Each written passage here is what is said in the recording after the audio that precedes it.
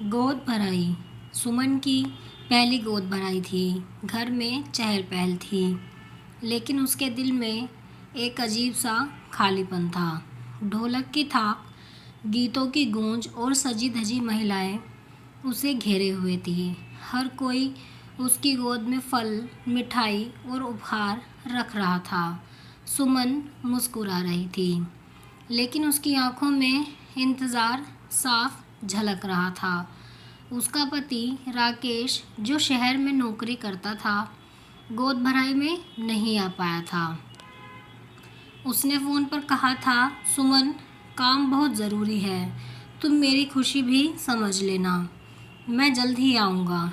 सुमन ने मुस्कुराकर कहा था, ठीक है, लेकिन वह जानती थी इस खुशी के पल में राकेश के बिना उसकी दुनिया अधूरी थी। समारोह चल रहा था, महिलाएं गीत गा रही थी, लेकिन सुमन की आंखें दरवाजे पर अटकी थीं। जैसे जैसे समय बीतता गया, उसकी आंखें छलकने लगीं। दिल में एक ही सवाल था, क्या मेरी खुशियों का हिस्सा बनने की उनकी कोई चाह नहीं? तभी दरवाजे पर एक आवाज़ गूंजी, सुमन। सुमन ने चौंक कर देखा।